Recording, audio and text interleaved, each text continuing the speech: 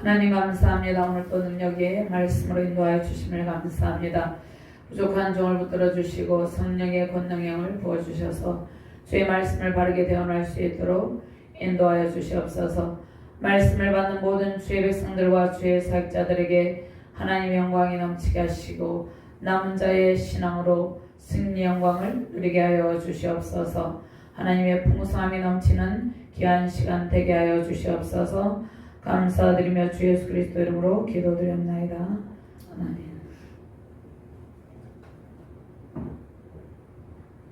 할렐루야. 한 주간 잘 지내셨나요? 구원의 큰 강물이 온 세계 가운데 충만하게 흘러넘치고 있습니다. 주님의 권능과 은총과 능력을 찬양하며 경배합니다. 세계열방에 구원의 손길을 펴신 주님을 향한 믿음의 고백으로 승리하시기를 바랍니다. 하나님께서 남은 자들을 세우시고 주님의 나라 확장을 위한 하나님의 열정에 우리 영광의 박수를 받기를 원하십니다. 하나님께 영광의 박수를 보냅니다. 믿음을 지키며 끝까지 인내하는 주의 백성들이 남은 자들입니다. 오늘 말씀이 바르게 무릎 꿇지 아니한 남은 자 7,000명이란 말씀인데요. 저와 여러분들 그 남은 자들이죠. 세상의 우상 숭배와 세상의 권력에 무릎 꿇지 않는 믿음의 신실한 소유자 되시기를 주님의 이름으로 축원합니다. 남은 자의 복으로 가득 채우시는 하나님의 은혜 받으시기를 바랍니다. 하나님께서 진노 중에도 남은 자들을 통해서 구원의 역사를 이루고 계십니다. 남은 자는 박해 가운데서도 예수 그리스도를 믿는 믿음을 잃지 아니하는 성도입니다. 예수 그리스도를 믿는 믿음으로 의롭다 칭함을 받은 성도가 남은 자들입니다. 박해의 시대, 환난의 시대 속에서도 오직 예수 그리스도를 믿는 믿음을 끝까지 소유한 자들이 남은 자들입니다. 세상 풍조에 물들어서 우상 숭배 제약과 불의와 불법, 탐욕에 사로잡히지 않고 신앙의 순수성을 지키는 성도가 남은 자들입니다. 하나님께서 각 시대마다 남은 자들을 통하여서 구원의 역사를 펼치고 계십니다. 자, 우리는 이 세대의 제약상을 보면서 우리의 신앙의 정체성을 확고히 하면서 믿음을 지켜야 됩니다. 우리가 죄를 자각하고 하나님 앞에 온전한 세대로 살아가는 것입니다.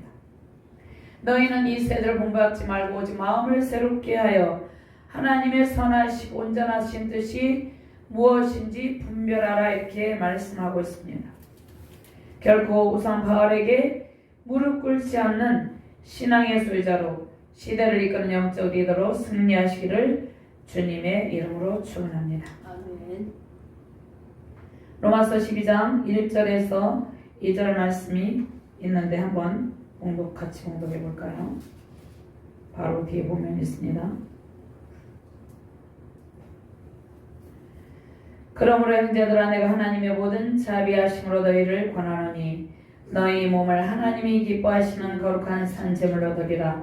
이는 너희가 드릴 영적 예배니라. 너희는 이 세대를 본받지 말고 오직 마음을 새롭게 함으로 변화를 받아 하나님의 선하시고 기뻐하시고 온전하신 뜻이 무엇인지 분별하도록 하라. 자, 우리는 예수 그리스도를 믿는 믿음의 법 안에서 하나님께 의롭다 칭함을 받았습니다. 그래서 복음에 나타난 하나님의 의가 우리에게 덧입혀졌습니다. 그리스도 안에서 오직 믿음의 법으로 의롭다 칭함을 받고 우리는 의로운 삶을 살아가게 되었습니다. 이러한 은혜에 감사하는 저와 여러분들 되시길 바랍니다. 아멘. 자, 아직도 예수 그리스도를 믿지 않는 사람들은 믿음의 법에서 떠나서 자기의 의와 부와 명예, 권력, 지식, 세상의 지혜 등을 의지하면서 스스로 의롭다 자처하면서 살아가고 있습니다. 그러나 성경은 율법의 행위로는 의롭다 하심을 얻을 육체가 없다, 이렇게 말씀하고 계십니다.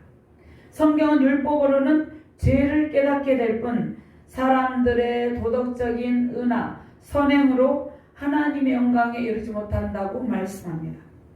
자, 그 이유는 모든 사람이 다 죄 아래 있기 때문입니다. 기록된 바 의인은 없나니 하나도 없으며 깨닫는 자도 없고 하나님을 찾는 자도 없다고 말씀하고 있기 때문입니다. 로마서 3장 9절 10절 말씀입니다. 자, 그들은 죄악 가운데 살아가면서 하나님을 두려움이 없다고 말씀하고 있습니다. 하나님을 두려워하지 않아요. 죄악을 일삼으면서. 자, 그래서 로마서에서 사도 바울이 강조하고 있는 것은 무엇입니까? 유대인이나 헬라인이나 남종이나 여종이나 모두 하나님 앞에 동등하다, 차별이 없다 이렇게 말씀하고 있습니다. 이것은 구원에 있어서 차별이 없음을 말씀하고 계시죠. 하나님은 모든 사람을 민족적인 차별이 없이 대하신다는 것입니다. 그래서 로마서의 핵심 주제가 무엇입니까? 하나님의 의입니다. 하나님의 의. 유대인과 헬라인이 하나님 앞에서 동등하다는 것입니다. 얼마나 동등한가? 바울의 질문에 대해서 하나님의 대답으로 주어진 것이라는 것입니다. 로마서 3장 22절 말씀에 하나님의 의는 차별이 없다 이렇게 말씀하고 있습니다. 이유가 무엇입니까? 그것은 예수 그리스도를 믿는 믿음으로 말미암아 모든 믿는 자에게 미치는 하나님의 의가 있기 때문입니다. 그래서 인간을 정죄하는 근거가 어디에 있습니까? 율법에 있죠. 하나님의 형상대로 지음을 받은 인간이 하나님께 순종할 의무가 있었어요. 그러나 하나님과의 순종할 의무, 이 언약을 어기고 타락함으로 인간들이 이제 스스로 구원을 받을 수 없게 되었다는 것입니다. 이러한 인간들이 하나님께서 하나님의 의를 보여주시고 사람들이 정죄받아야 될 이유를 밝혔는데 이것이 율법입니다. 율법. 그런즉 갈라디아서 3장 19절 말씀에 그런즉 율법이 무엇이냐? 범법하든지 더하여진 것이라.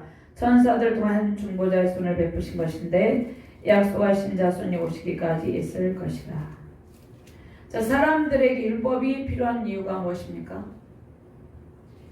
하나님께서 시내산에서 율법을 주시는데 언약을 맺으시고 율법을 주십니다. 율법이 필요한 것은 타락 이전에는 인간에게 율법이 필요 없었죠. 타락한 이후에 인간에게 율법이 필요하게 된 것은 죄에게 순종하여서 죄의 종이 되었기 때문이에요. 그러니까 죄의 싹은 무엇입니까? 사망이죠. 죄의 종된 신분으로 영원한 생명을 얻기에 불가능했기 때문에 하나님께서 율법을 주심으로 사람들이 죄인임을 스스로 깨닫게 하신다는 것입니다.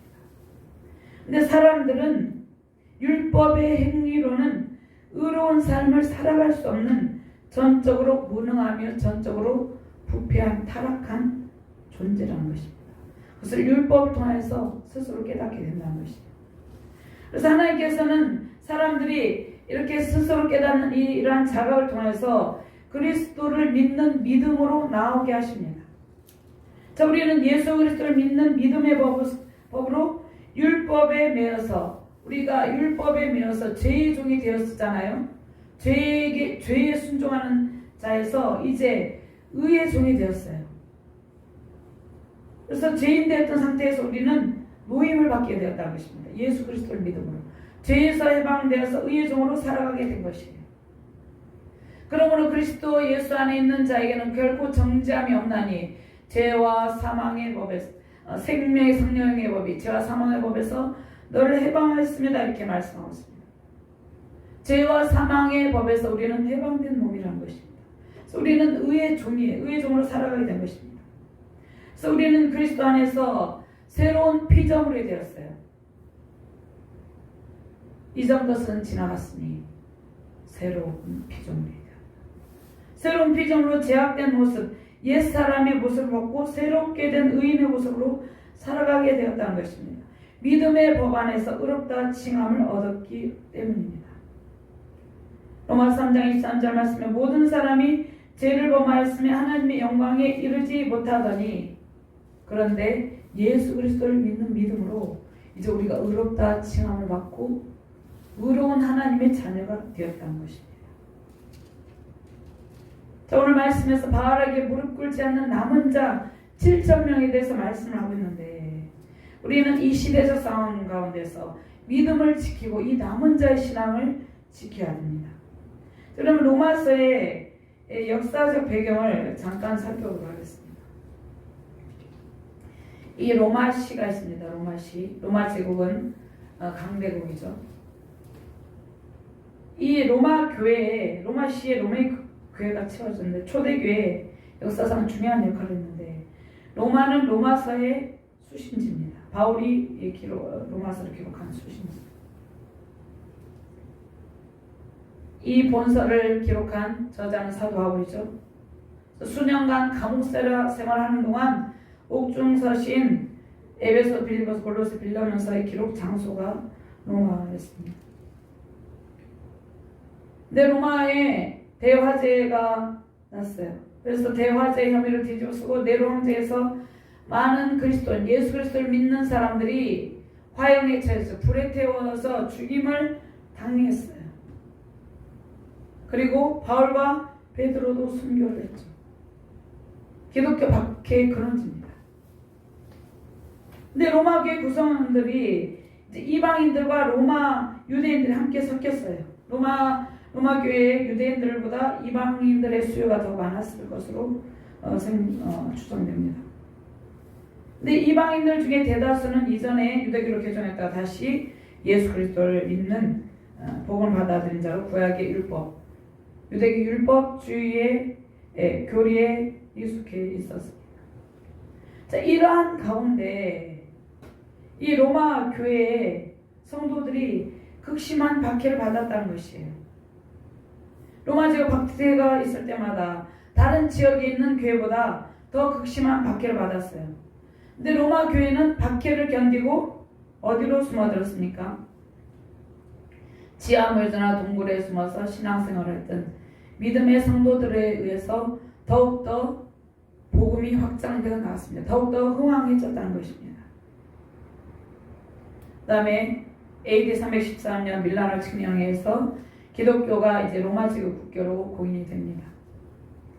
근데 로마 교회는 로마시에 물질적 번영이 있었죠. 그 다음에 타락한 세속적인 문화가 있었잖아요. 그런데 그 성도들이 그 유혹을 이겨내고 믿음을 지켰다는 것입니다. 그래서 초대교회 역사상 가장 중요한 위치를 차지하고 있습니다. 근데 로마 교회가 기독교가 국교로 인정된 이후에 이제 그 영광에 교회를 중심으로 누리는 그 영광에 도취되어서 교회가 변절되고 타락의 온상이 되었다는 것입니다. 그럼 로마 교회를 볼 때 여러분들이 현대교회는 과연 로마 교회와 타락의 온상이 된 뒤에는 처음에는 이제 믿음을 지켰지만 현대교회가 교회로서 어떠한 모습을 지켜야 되는지 생각해 봐야 된다는 것입니다. 우리는 로마 교회를 생각하며 교회의 주인 되신 하나님께서 교회를 친유주장하시고 다스리도록 할 때 우리가 이 교회의 수수성을 유지할 수 있음을 알 수 있습니다. 우리가 로마서가 16장으로 되어 있는데요. 간략하게 내용을 살펴보고 제가 말씀을 증거하도록 하겠습니다. 1장에서 4장까지는 모든 인간이 전적으로 타락했고 전적 무능하다. 스스로는 의로운 삶을 살 수 없다. 그래서 예수 그리스도를 믿는 믿음으로 의롭다 칭함을 받게 된다는 말씀이 있습니다. 이것을 법정적 칭이라 이렇게 말씀합니다. 5장에서 8장까지는 의롭다 칭함을, 저와 여러분들 의롭다 칭함을 받았잖아요. 의롭다 칭함을 받은 성도는 이제 죄와 피 흘리기까지 싸웁니다. 그래서 성화의 과정을 통해서 죄악의 삶에서 죄의 법에서 벗어나는 삶, 고난을 극복하는 삶의 자세로 천국에 대한 소망을 가지고 삽니다. 9장에서 11장, 오늘 이제 11장 말씀인데요. 이스라엘 백성이 믿음의 의를 거부하다가 하나님 앞에 불순종하다가 버림받았지만 그들이 완전히 버림을 받지는 않고 하나님의 은혜로 이방인과 함께 구원을 받게 된다는 말씀입니다. 그다음에 12장에서 16장까지는 하나님께서 의롭다 칭함받은 성도, 그러니까 저와 의롭다 칭함 받았잖아요. 우리 개인의 삶과 우리의 모든 신앙계 공동체 안에서 우리는 세속적인 그러한 타락에 물들지 않는 구별된 삶을 살아야 될 것임을 말씀을 하고 있습니다. 첫 번째로 하나님의 은혜로 이스라엘에 남겨두신 구원받은 백성들이 있습니다. 바알에게 무릎 꿇지 않은 자 7,000명, 택함을 입은 자입니다. 남은 자의 신앙을 가지라 이렇게 말씀을 하고 있습니다. 1절부터 5절 말씀을 같이 봉독합니다. 그러므로 내가 말하노니 하나님이 자기 백성을 버리셨느냐? 그럴 수 없느니라. 나도 이스라엘이니요 아브라함의 씨에서 난 자요 베냐민 지파라.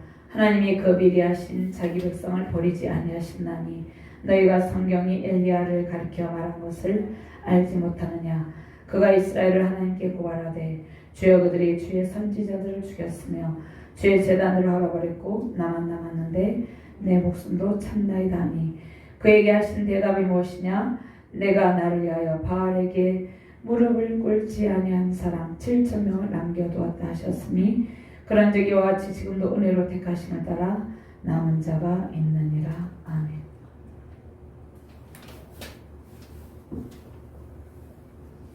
로마서에서 이신칭의를 강조하고 있는데 이신칭의란 예수 그리스도를 믿는 믿음으로 의롭다 칭함을 받는 것입니다.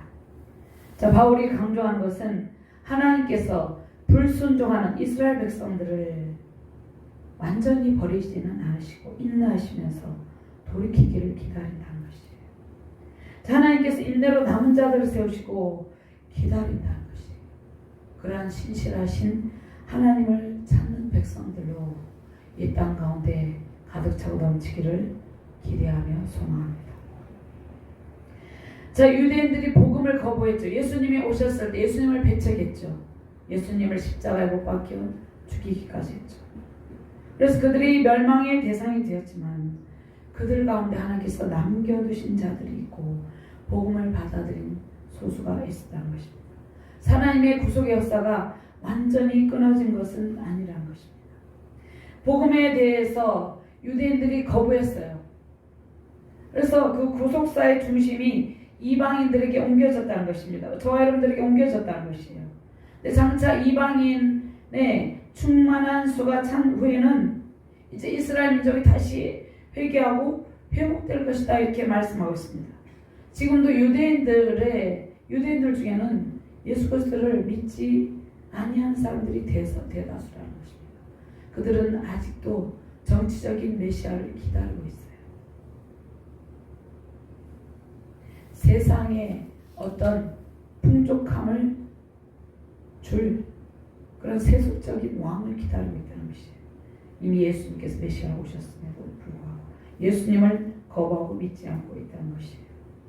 자, 이스라엘이 하나님의 백성으로 부름을 받았는데 9장에 나와 있습니다. 그들이 하나님을 떠났어요. 그래서 마치 버려진 같이, 마치 유기된 상태에 빠진 것 같은 모습을 보여준다는 것이에요. 그런데 10장 21절 말씀에 바로 앞에 있기 때문에 한번 같이 공부할까요? 바로 11절 앞에 있습니다. 10장 21절 말씀. 이스라엘에 대하여 이르되 순종하지 아니하고 거슬러 말하는 백성에게 내가 종일 내 손을 벌렸노라 하였느니라. 하나님께서 불순종하는 이스라엘 백성을 회심할 때까지 참으시고 돌이키기를 기다리시고 그들을 완전히 버리지 않으셨음을 보여준다는 것이에요. 하나님의 영혼에 대한 사랑이에요. 하나님의 자기 백성에 대한 간절하신 사랑을 보여준다는 것이에요. 하나님께서 회개하고 돌이키기를 기다리고 계신다는 것이에요. 지금도 택한 백성들을 기다리고 있다는 것입니다. 하나님께서 남겨두신 자들이 있어요. 첫째는 누구입니까? 바울 자신. 바울이 어떠한 자였습니까? 예수님을 믿는 자들을 핍박한 자였죠. 두 번째는 엘리야 시대의 남은 자 7,000명이다. 이렇게 말씀하고 있습니다. 바울의 혈통이 창세기 39장 23절에서 26절 말씀에 나와 있는데 바울의 혈통이 어떻습니까? 바울이 12족장 중 하나인 베냐민 지파의 후손입니다. 참된 유대인입니다. 레아의 아들들은 야곱의 장자 르벤과 그 다음 시몬과 레이와 유다와 이사갈과 스불론이요 라헬의 아들들은 요셉과 베냐민이요 라헬의 종 비라의 아들들은 단과 납달이요 레아의 종 실바의 아들들은 각과 아스리니 이들은 야곱의 아들들이요 밧단 아람에서 그에게 낳은 자들아. 바울이 12족장 중에 베냐민 지파의 후손이라는 것입니다. 그 다음에 바울은 자신이 빌립보 3장 5절 말씀에 나는 8일 만에 할례를 받고 이스라엘 족속의 베냐민 지파의 히브리인 중에 히브리인의 율법으로는 바리새인입니다. 아브라함의 씨에서 난 자다. 베냐민 지파에 속한 완전한 이스라엘 백성인 이 바울이 이전에는 어떻게 했습니까? 복음을 거부했습니다. 하나님 앞에 폐역을 일삼았어요. 예수 그리스도를 믿는 자들을 잡아 죽이는데 앞장선 그러한 복음을 배척한 자리에 있었던 자였던 것입니다. 하나님께서 그러한 사울을 변화시켜서 이방인의 사도로 복음을 전하는 자로 세워주셨다는 것이에요. 남은 자로 세워주셨다는 것입니다. 오늘 본문 말씀에 엘리야가 어떻게 엘리야의 이 말씀을 인용하는데 사도 바울이 엘리야는 엘리야 시대 자신의 시대에 모든 이스라엘 백성이 하나님을 다 떠났다고 생각했어요. 자기 혼자만 남았다고 생각했습니다. 바알과 아세라를 섬기는 850만의 대결에서 갈망선상의 대결에서 그가 승리하고 그가 또 이세벨에게 생명의 이어를 당합니다. 모든 사람이 하나님을 다 떠났다고 생각했어요. 그러나 하나님께서 바알에게 무릎 꿇지 않는 남은 7,000명을 세우셨다 이렇게 말씀하고 있다는 것이에요. 엘리야 선지자는 이것을 깨닫지 못했지만 엘리야 선지자는 온 이스라엘 백성이 바알을 섬기는 것처럼 보였고 엘리야 선지자가 그렇게 생각했어요. 하나님께서 바알에게 무릎 꿇지 않는 사람 남은 자 7,000명을 남겨주었었다 이렇게 말씀하고 있습니다. 엘리야의 상태에 대해서 열왕기상 19장 한번 찾아볼까요? 8절에서 10절 말씀 한번 찾아봅니다. 엘리야 19장 열왕기상 19장 죄송합니다. 열왕기상 19장 8절에서 10절 말씀을 찾아봅니다. 엘리야가 어떠한 낙심 가운데 있었는지 찾아보도록 하겠습니다. 찾으셨으면 함께 공부합니다. 이에 일어나 먹고 마시고 그 음식물의 힘을 의지하여 40주 40야를 가서 하나님의 산 호렙에 이르니라. 엘리야가 그곳 굴에 들어가 거기서 머물더니 여호와의 말씀이 그에게 임하여 이르시되 엘리야야 내가 어찌하여 여기 있느냐. 그가 대답하되 내가 만군의 하나님 여호와께 열심히 유별하오니 이는 이스라엘 자손이 주의 언약을 버리고 주의 제단하며 칼로 주의 선지자들을 죽였음이오며 오직 나만 남았거늘 그들이 내 생명을 찾아 빼앗으려 하나이다. 엘리야 선지자 호렙산 동굴에서 이스라엘 나라 이 나라의 현실에 대해서 절망적인 말을 하고 있다는 것이에요. 이스라엘은 우상 숭배자 이세벨의 세력과 결탁을 하여서 정치적인 결탁을 하여서 하나님의 선지자들을 죽이는데 앞장을 섰다는 것이에요. 엘리야 선지자만 남은 위험한 상황에 놓여 있었다는 것이에요. 제단을 모두 헐어버리고 하나님께 예배해야 드리지 못하도록 철저하게 차단하고 하나님을 능멸하고 있는 이 시대적 암울한 상황 속에서 엘리야가 절망의 말을 하고 있다는 것이에요. 우리가 이 시대를 바라볼 때 우리가 이 시대 가운데 하나님을 온전히 섬기는 자 정말 남은 자가 누구입니까? 그 남은 자들이 다 사라진 것처럼 느낄 때도 있다는 것이에요.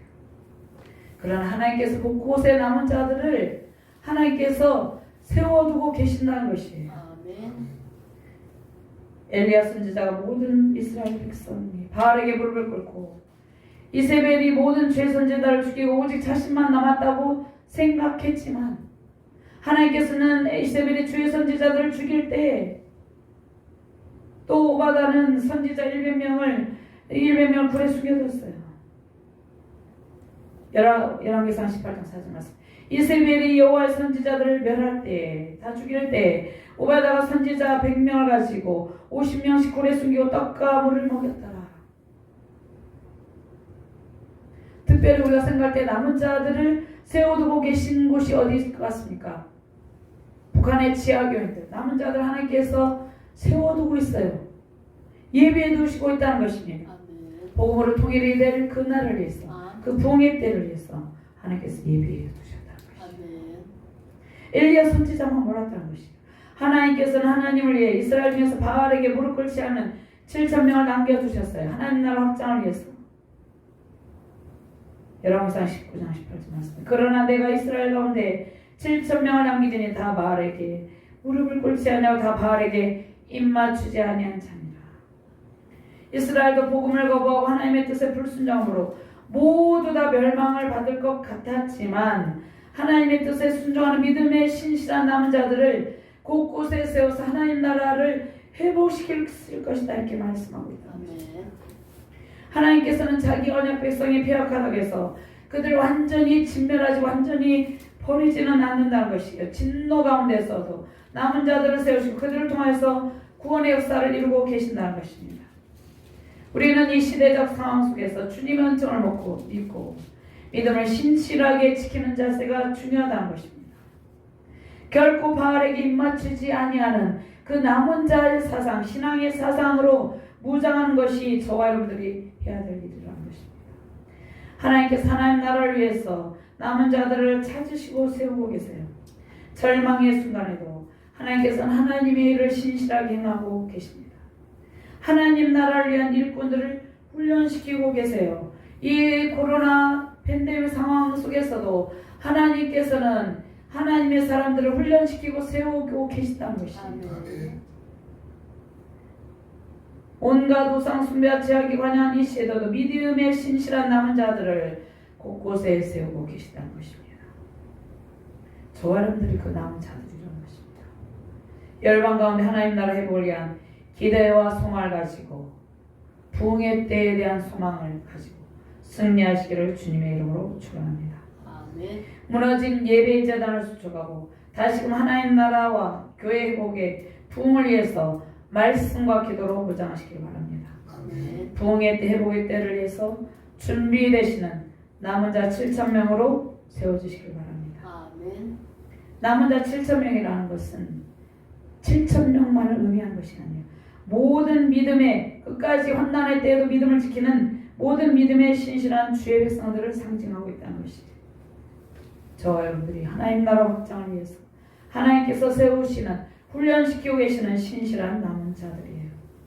하나님께서 복음을 믿음으로 어렵다 칭하시고 남은 자로 세워주심에 감사하시며 남은 자의 사명을 잘 감당하시기를 주님의 이름으로 축원합니다. 아멘. 두 번째로 하나님의 은혜로 예수 그리스도를 믿는 믿음으로 남은 자의 삶을 살 수가 있습니다. 이방인의 구원이 충만한 수가 찰 때 온 세계 열방을 향하신 하나님의 충만한 구원의 은총이 흘러넘치게 된다 이렇게 말씀을 하고 있습니다.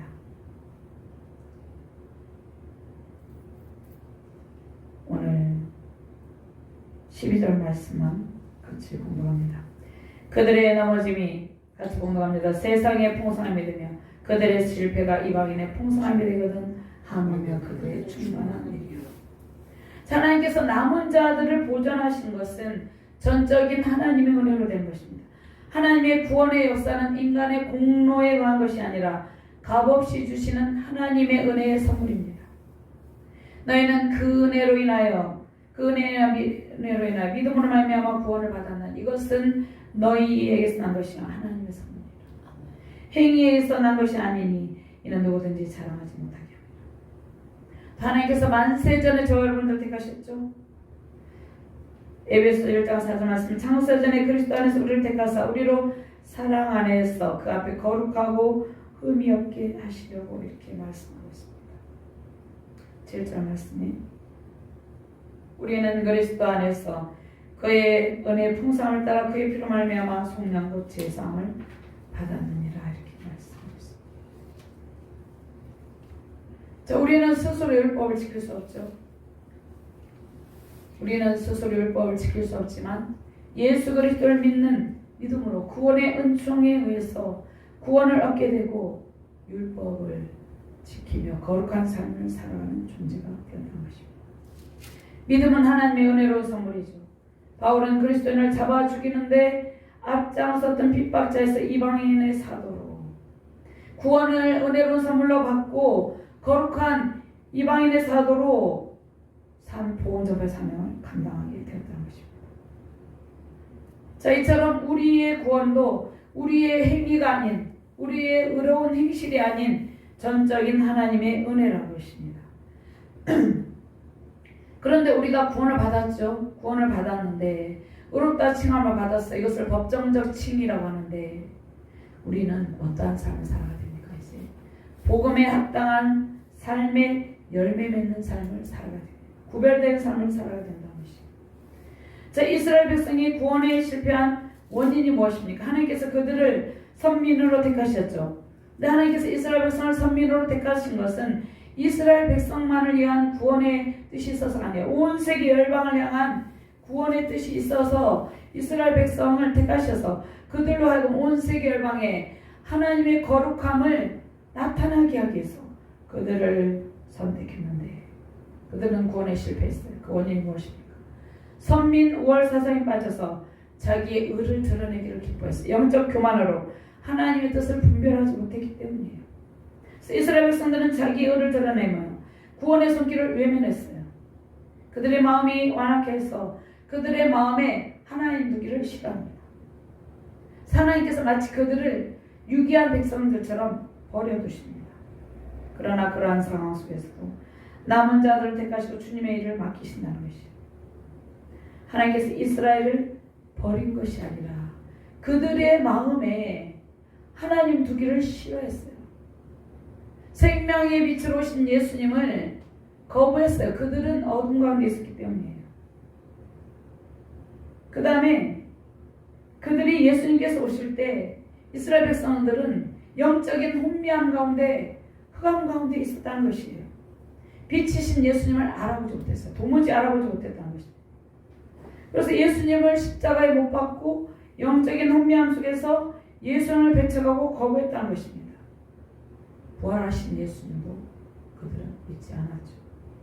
복음을 거부한 이스라엘 백성들의 그 완악해진 마음으로 그들은 악을 행했습니다. 악인들은 어떻게 합니까? 악인들은 풍요로운 밥상에서 악을 도모하고 하나님의 은혜를 거부하고 복음을 배척합니다. 오늘 본문 말씀에 여기에서 보면 바울이 다윗의 시편을 인용하는데 시편 69편 22절 말씀을 인용합니다. 이 말씀이 9절 말씀이죠. 그들의 밥상이 올무가 되게 하시며 그들의 평안이 덫이 되게 하소서. 바울은 다윗의 시편을 인용하면서 악을 행하는 자들의 계획이 하나님의 심판을 받아 오히려 그 악한 계획이 그들의 올무가 될 것이라고 이야기한다는 것입니다. 바울도 이방인의 사도로서 엄청난 박해를 받았죠. 복음을 거부한 유대인들은 눈먼 자들처럼 영적인 혼미함 속에서 주님의 말씀을 깨닫지 못했어요. 자, 이 시대에도 끊임없이 복음이 선포되고 있습니다. 그런데 사람들은 받아들이지 않고 오히려 배척을 한다는 것이에요. 하나님께서 완악한 그들의 눈을 가리고 하나님의 복음의 비밀을 소수의 택한 백성에게만 깨닫게 하시기 때문이에요. 아멘. 이스라엘 백성 중 복음을 듣고 깨닫게 된 백성들은 소수에 불과해요. 근데 그러나 그런 하나님의 은혜로 그들이 완전하게 멸망하지 않고 하나님의 주권으로 다시금 회복의恩정을 베푸신다 이렇게 말씀을 하고 있다는 것입니다. 하나님께서 이 암울한 시대 우리를 택하시고 복음의 비밀을 깨닫게 하신 것은 엄청난 구원의 은총이라는 것입니다. 아멘. 복음의 비밀을 맡은 우리는 하나님의 주권 가운데 이 땅 가운데 세계 열방 가운데 구원의 은총, 회복의 은총이 임하도록 우리 자신이 복음에 합당한 삶을 살아야 된다는 것이에요. 자, 이스라엘의 불순종으로 복음의 은혜가 이방인인 우리에게 전달되었죠. 이방인의 구원을 통해서 하나님께서 이스라엘 백성들을 구원하기를 원하신다. 그것이 하나님의 뜻이라는 것입니다. 선민 의식과 종교적인 배타성을 가지고 이스라엘 백성들이 복음을 거부했는데 그들이 이방인들이 충만한 구원의 은총 가운데 사는 것을 보고 오늘 본문 말씀에 뭐라고 말씀합니까? 이스라엘로 시기나게 합니다. 우리가 구원의 세계 열방 가운데 이방인의 구원받은 수의 백성들이 가득 차서 하나님의 은총을 누리는 모습을 보고 보고 질투하여서 은혜의 복음으로 들어오게 될 것이다 이렇게 말씀하고 있어요. 이스라엘 백성들이 복음을 배척하여서 이방인의 구원의 문이 열렸는데 이 일은 하나님께서 원래부터 온 세계 열방을 향하신 구원 계획 가운데 있었던 일이라는 것이에요. 이스라엘 백성들만 그걸 깨닫지 못했죠. 복음의 능력 온 세계 열방의 백성들에게 지금 임하였습니다. 예수께서 나와 말씀하여 이르시되 그러므로 너희는 가서 모든 족속으로 제자를 삼아 아버지 아들과 성령의 이름으로 세례를 베풀고 내가 너희에게 분부한 모든 것을 가르쳐 지키게 하라. 볼지어다 내가 세상 끝날까지 너희 항상 함께 있으리라. 또 사도행전 1장 8절 말씀 오직 성령이 너희에게 마시면 너희가 권능을 받고 예루살렘 온 유대와 사마리아 땅 끝까지 이르러 내 증인이 되리라 하시니라. 제 열방이 흩어져 있는 이스라엘 백성 유대 민족들 흩어져 있죠. 복음을 받아들이고 회개하여 구원에 이르게 된다면 하나님 나라가 충만하게 이루어질 것이다 이렇게 말씀하고 있습니다. 더욱더 충만하게 온 땅 가운데 충만하게 구원의 강물이 흘러넘친다 이렇게 말씀을 하고 있습니다. 아직도 유대인들은 극히 소수를 채우고 예수님 배척하고 복음을 받아들이지 않고 있죠. 그러나 그 가운데 복음을 전파하고 있죠. 온 세계 열방에 복음의 능력이 선포되고 있습니다. 복음의 능력으로 하나님 나라가 온 세계 열방에 충만하게 이루어질 때 유대인들이 회개하며 주거리로 돌아오게 될 것입니다. 그것이 하나님의 뜻이에요. 하나님께서 수많은 부흥이 온 세계 열방에 일어나고 그것을 목도한 열방에 흩어져 있는 유대인들이 회개하고 유대인들은 예수 믿지 않는 모든 사람들을 다 포함해서 믿음의 큰 부흥을 이루는 그러한 구원의 큰 계획을 세워두셨다는 것입니다. 하나님께서 온 세계 열방에 충만한 복음의 결실과恩寵을 베풀고 있어요. 이 시대적 상황 가운데서 하나님께서 이 일을 계속해서 진행하고 계시다는 것입니다. 우리의 복음에 합당한 삶은 우리의 복음에 합당한 삶.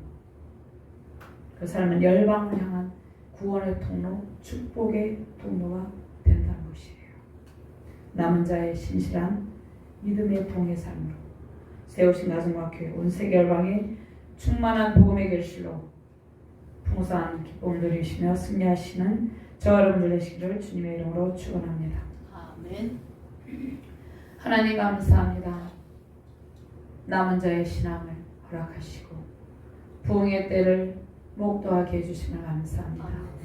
우리가 부흥의 때를 간절히 소망하며 하나님의 영광의 은총을 누리며 나아가고 있습니다. 하나님 이 시대적 상황 가운데서도 하나님께서는 변함없이 신실하게 구원의 은총을 베풀고 있음을 확신합니다. 하나님의 충만한 풍성한 은총 가운데 승리의 영광을 선포합니다. 감사드리며 주 예수 그리스도 이름으로 기도드렸나이다. 아멘.